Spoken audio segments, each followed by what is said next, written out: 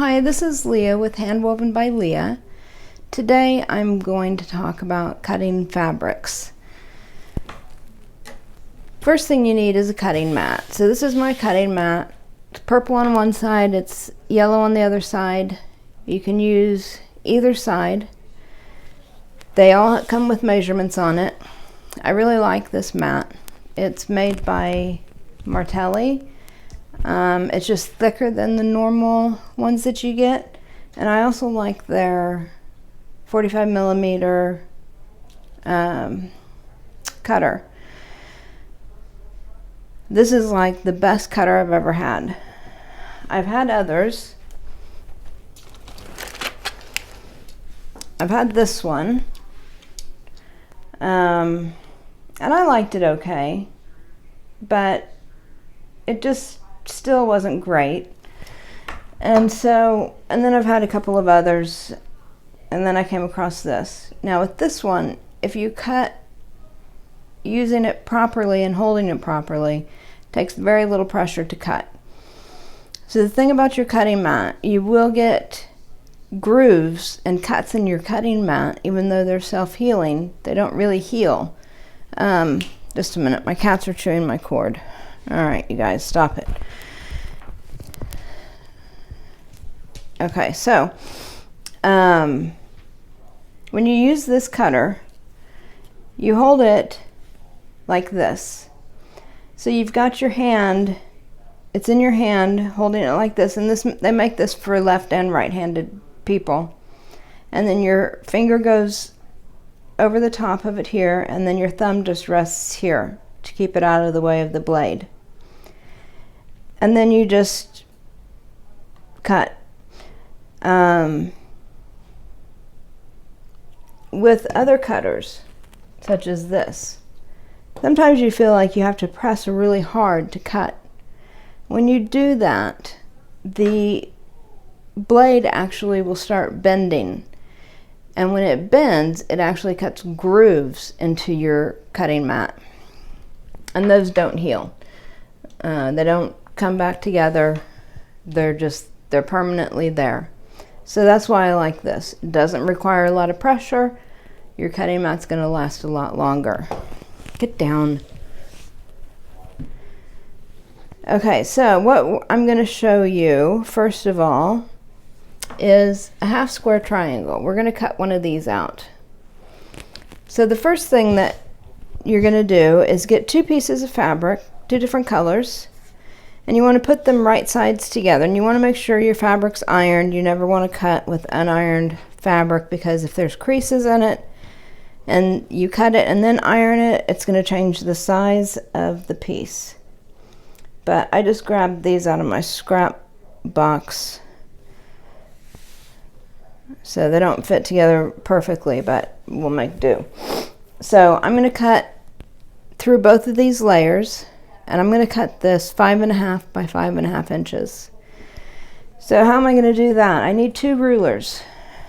I need one ruler that I'm going to cut against, and I use the bigger ruler for that. And I use the smaller ruler to measure how far over I need to go. And then I have yet one more larger ruler, because the smaller one only measures up to 12.5 inches. So if I need to cut over 14 inches, my smaller one doesn't work, and so then I use this one. That was my first ruler that I got. I wouldn't buy one of those again. This is my favorite ruler. It's a Quilter Select ruler. It has a non-slip backing on it, so that when you're cutting your fabric, the ruler's not moving on you. You still have to hold it. If you don't hold it, it's going to move. But if you're holding it, it really is pretty steady and holds really well. So the first thing I'm going to do, just so that I can get these the same size, I'm just going to cut off this first bit. So I just line up my ruler, I put my blade against the ruler, and I cut. And you cut away from you and not towards you. Okay, so now I'm going to measure over 5.5 inches, because that's how big I want my block to be. So I am putting my 5.5 inch mark right on the edge of the fabric. and then I'm going to butt this up against the ruler. I'm going to take this ruler away, and then I'm going to put pressure on with this hand on the ruler, and then I'm going to cut with my left hand.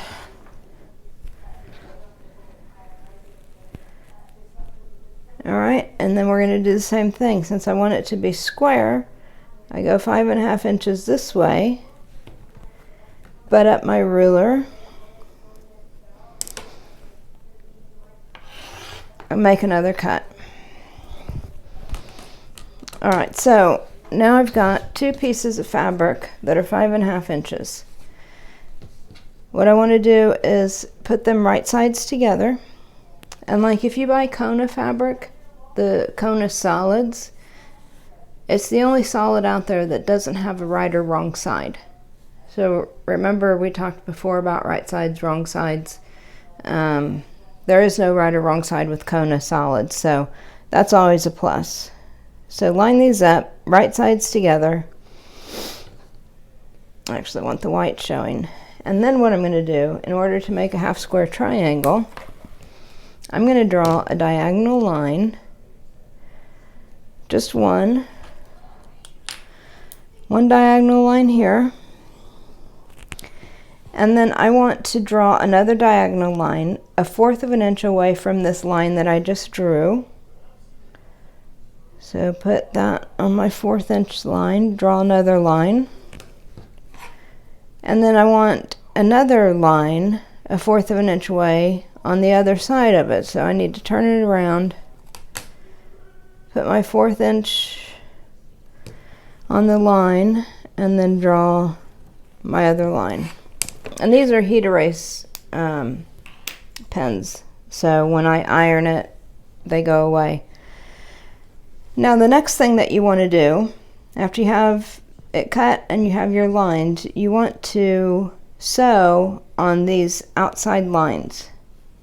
Do not sew on the middle line. Just sew on these two outside lines. So once you do that, that one's not sewn. Alright, so once you do that, I've sewn it here already. Then we're going to cut this apart on the middle line.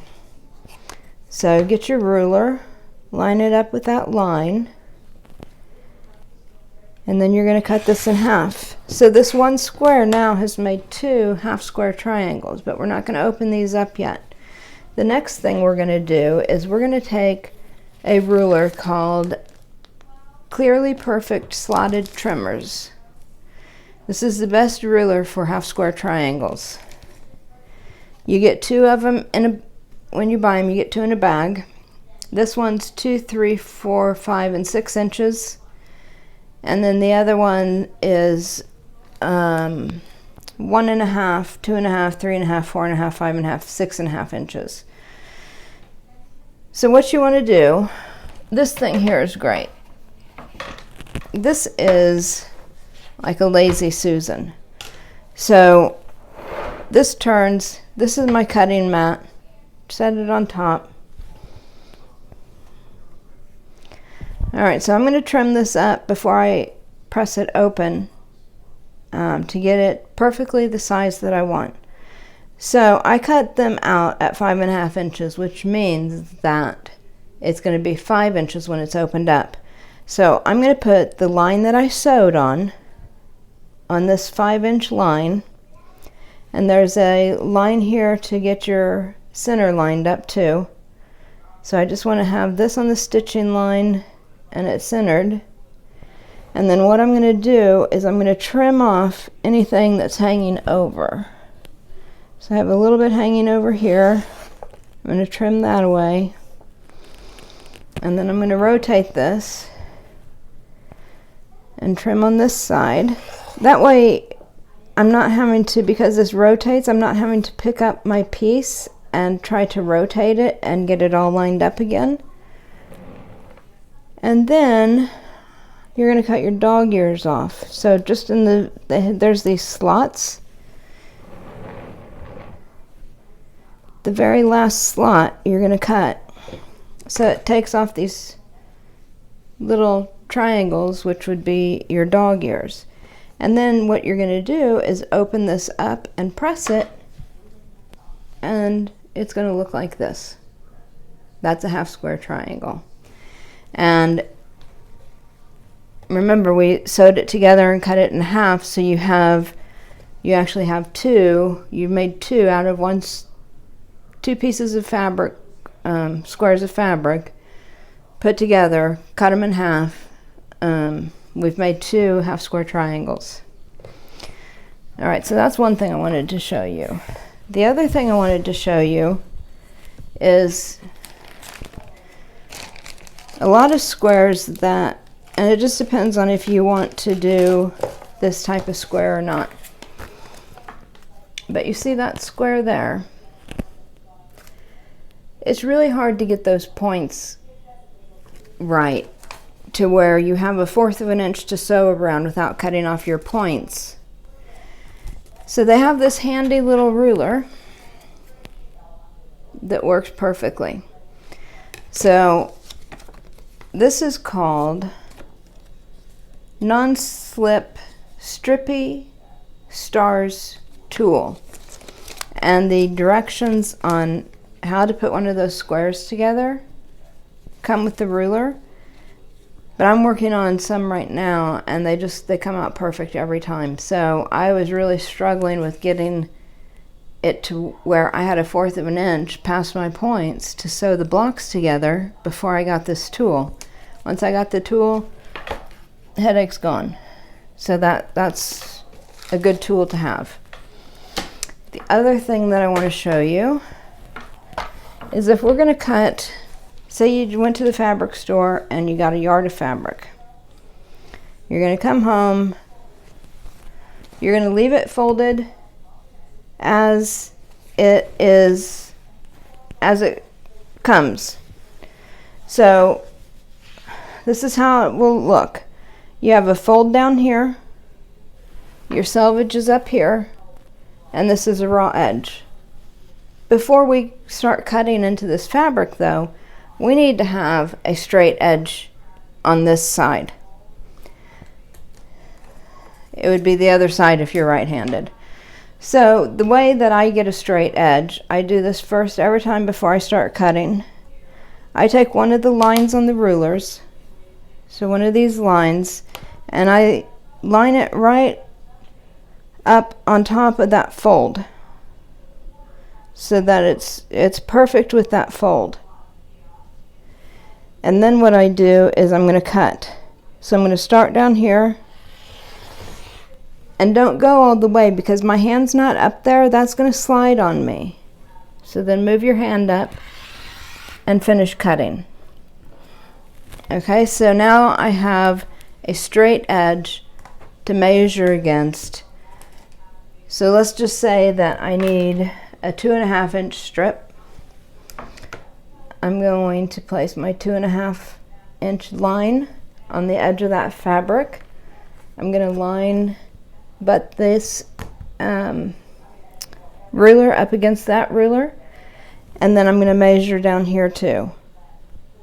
And it's a little bit too much, so I'm just going to scoot it over. And now I have 2.5 inches at the top and the bottom, and so I know it's going to be straight. So then I'm going to cut this. And then what you want to do before you put this, because if this was a pattern piece, I would tell you that you need to have plastic bags and sticky notes so that you can fold this up and put it in a plastic bag with whatever label the pattern has given you to use. So I'm going to cut off the selvage now so I don't have to worry about it later. I just line up one of the lines with this straight edge so it's straight and make a cut. And then I'm going to fold this up, put this in a baggie, and label it with whatever it's meant to be. Now if the pattern said subcut, so you cut 2.5 inches times width of fabric, this is 2.5 inches times width of fabric because I cut the whole width of the fabric. The width of the fabric is actually when you open this up, because this still has a folded edge on it.